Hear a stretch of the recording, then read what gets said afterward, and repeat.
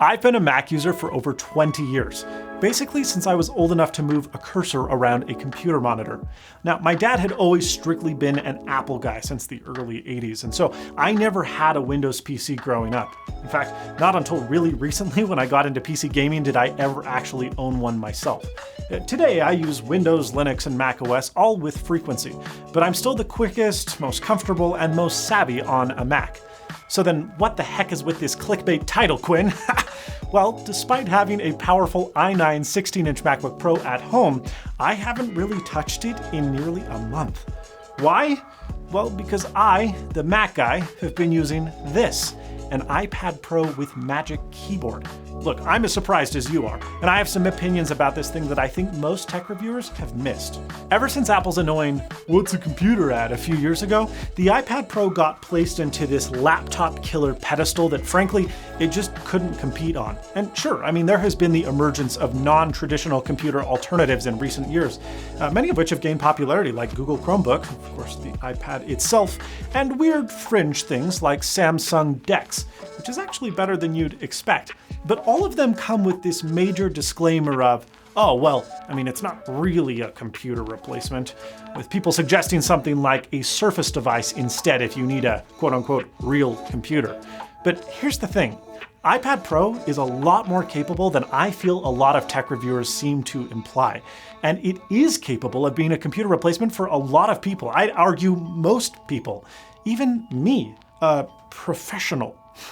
Now, before I get to why I think a lot of tech reviewers are wrong, we have to talk about the Magic Keyboard itself, because this device single-handedly changed the iPad for me. For years, Apple has stated that the reason a touchscreen MacBook doesn't exist is because, well, nobody wants to strain their arm by lifting it up and down over and over again. And their moves with Catalyst, bringing iPad apps to the Mac, really only further prove that Apple doesn't intend to bring touch support to the Mac anytime soon, if ever. The irony in all of this is that prior to the release of Magic Keyboard, the only input method on this futuristic computer replacement, the iPad, was touch. And honestly, it kind of sucked. It was one of the reasons I never owned a smart keyboard, because it reduced, and I know this sounds so cheesy, the magic of using an iPad and changed it from an amazing tablet into a sloppy, disjointed, ergonomic nightmare. The smart keyboard, in my opinion, made the iPad a worse tablet and a horrible laptop. Now, Magic Keyboard is different if you frame it in the right light. For starters, the scissor switch keyboard feels fantastic, every bit as good as my 16-inch MacBook Pro. And it's kind of flabbergasting how rigid this thing is. There is no keyboard flex at all, maybe even less than the MacBook Pro, not something that, say, the Surface's type cover can claim. The spacing, at least on my 13-inch model, feels every bit as roomy as my laptop keyboard, and key stability is excellent, a complaint that I always had on the smart keyboard of yore. Now, the trackpad has been criticized by many as too small by a lot of tech reviewers, but I honestly think that's because a lot of MacBook users are accustomed to the comically monolithic trackpads present on Apple's current laptops. In reality, the iPad Pro's trackpad is really only a couple millimeters shorter than Microsoft Surface Pro. Now, what few problems may exist with a smaller trackpad are mitigated by Apple's clever magnetic cursor. Now, while something like this would drive me nuts on a desktop computer, it works really well on the iPad. The fingertip-shaped cursor circle is visible as soon as you touch the trackpad, but it's never annoying as it disappears after a few seconds or as soon as you begin typing or touching the display directly. Now, this magnetic cursor isn't yet supported in all third-party apps. Most of the apps that use UIKit buttons are supported and work great, but some weird holdouts like Twitter, for example, don't function. But I have seen a lot of updates in the last few weeks for apps that weren't quite ready when the keyboard launched, and so developer support seems strong, which is great. If I could have one wish, it would be that I want the cursor to be slightly more magnetic.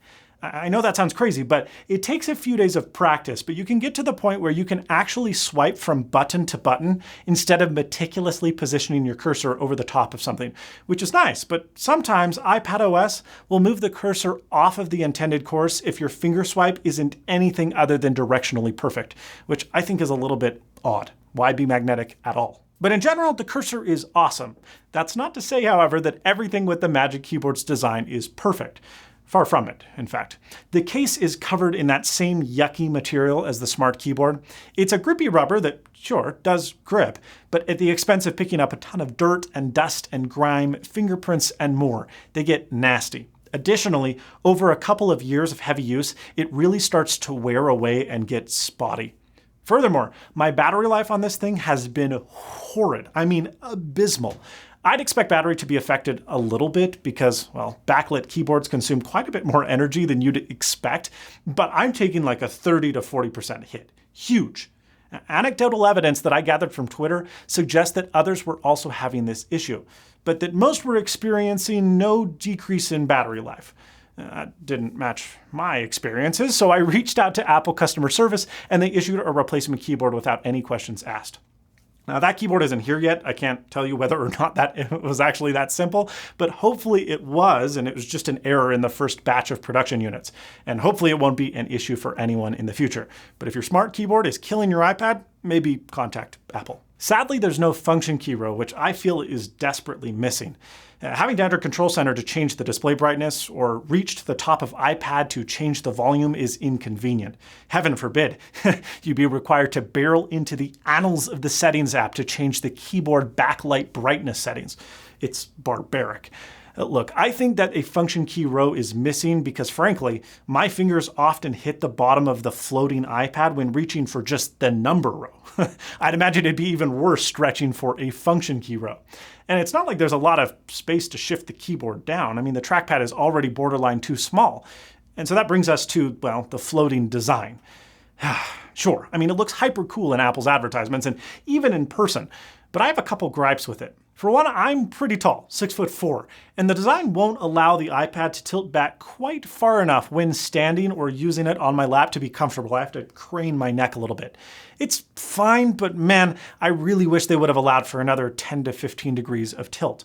I suspect they didn't because the iPad is already pretty display heavy, top heavy, and has the tendency to fall backwards if you're resting it on anything other than a surface that's perfectly flat, like your legs. Now, if you're not a monster man like myself, the hinge mechanism is pretty amazing, and the iPad holds itself securely in place at just about whatever angle you put it at. It's pretty nice. Even when tapping the display directly, you just get a very, very minor wobble.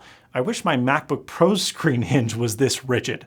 Now look, it'd be easy to write this off as an incredibly complex hinge design that has prioritized form over function, a classic Apple trope. Why did they need to make this float? Was it just a way to charge an outlandish $350 for a keyboard? I don't really think so. Sure, this design is no doubt more expensive to make, but you better believe that Apple's charging an insane markup. The materials, I don't think, merit the price, but the functionality, however, does. Why?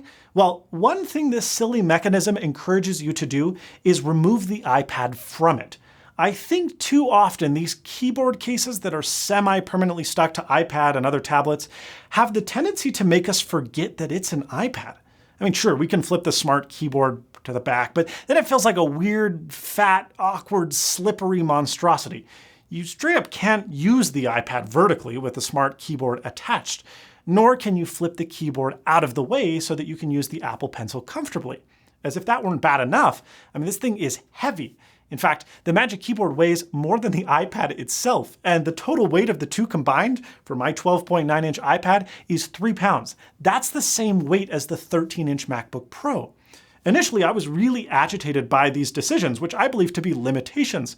But in the past month, I've really come to believe that they are intentional design decisions and not oversights or weaknesses. Look, being able to type up a script and use the trackpad for fine cursor control to copy, paste, and move text feels just like my MacBook, with significantly better battery life.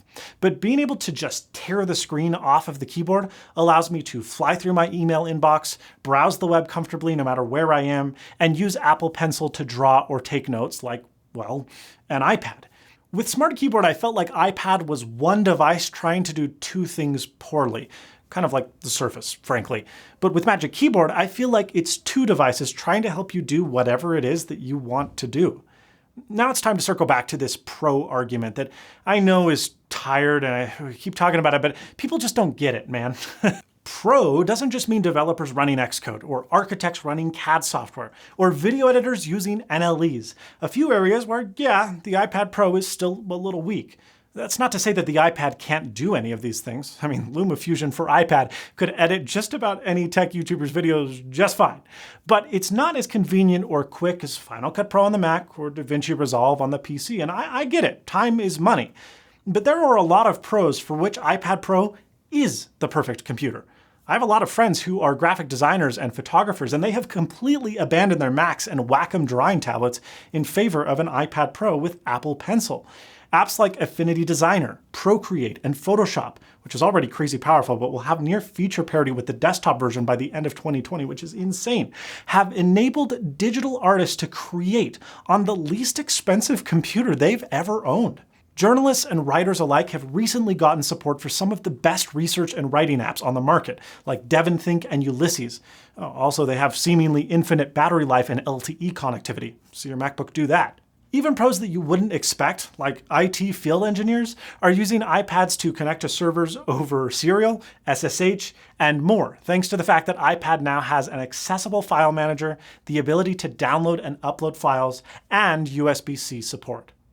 I recommend iPad Pro to students all the time. My sister is in business school and uses an iPad Pro to take notes, both typed and handwritten, using Notability and OneNote, which come with crazy cool features like audio capture, camera support, and more. She collaborates with other students using Zoom and Google Docs, types essays using Microsoft Word, creates presentations using PowerPoint, and uploads her completed assignments, also takes quizzes, using the excellent Canvas app from iPadOS. Need more proof? Most of the stuff that I do now, scheduling, doing email, time tracking, payroll, handling business meetings, invoicing clients, tracking expenses, storyboarding, writing, and managing a 336 terabyte server can all be done with the iPad.